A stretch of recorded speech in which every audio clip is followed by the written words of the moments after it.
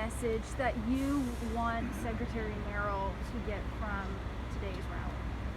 That his retweets were irresponsible, that they reflect white supremacist ideology and white nationalism, and they incite violence.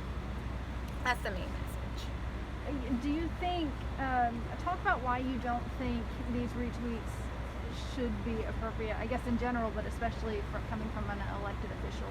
There are a couple of reasons. So they state like a false narrative. It talks about a war on whites, and Alabama especially has a history of this false narrative, of this looming encroachment of black people, angry black people, disturbing the peace of innocent white America. That's just not true. It's never been true. There's no proof of this.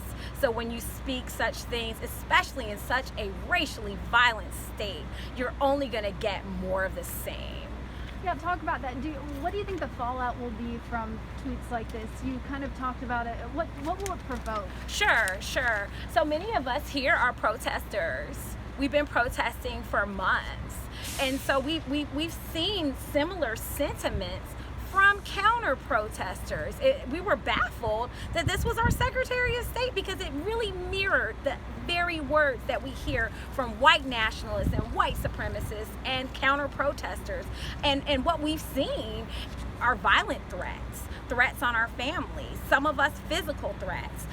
Like I said, I was almost hit by a motorcycle with 2 children with counter protesters. So you can guarantee that if our Secretary of State at the state capitol is retweeting such rhetoric, we can only expect more of the same, and we've seen it already.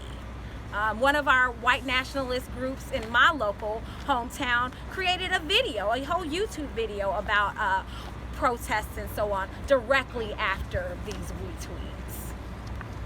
You mentioned, Go ahead, I'm sorry. go ahead. You mentioned, you referred to the retweets as dog whistles. Can you elaborate on what you mean by that, and how do you know that was his intent? How do you know maybe he didn't see the guy getting hit and just think this is outrageous? And, Right.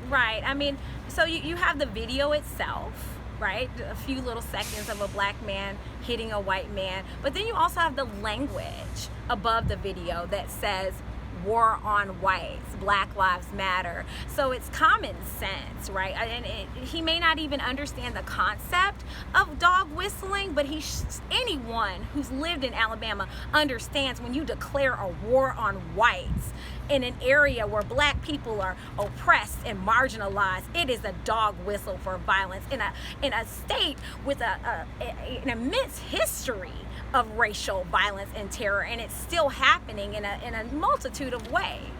And the full context of the video was shared to his page, showing him that this is the full context of what happened, and he did not take down the retweet.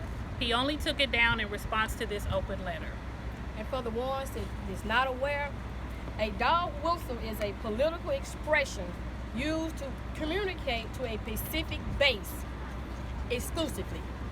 And not only that, he's an elected official. They said he graduated from the University of Alabama. So if he doesn't have bird sense enough to know to do research before you retweet, that's his issue, but that hatred has to be indoctrinated in him for him to just retweet something of such violent manner. Where is his ethics? He took an oath of office for all Alabamians to serve all Alabamians, not the whites that he feel are having a war on them. And we see it. Look at all these statues around here who mutilated and killed black women, and who are being attacked by these so-called whites, black women. His office sits right there. So this is not a game. He knows what he's doing. It's no excuse. No apology will help with that. He needs to be unemployed. Period. Not to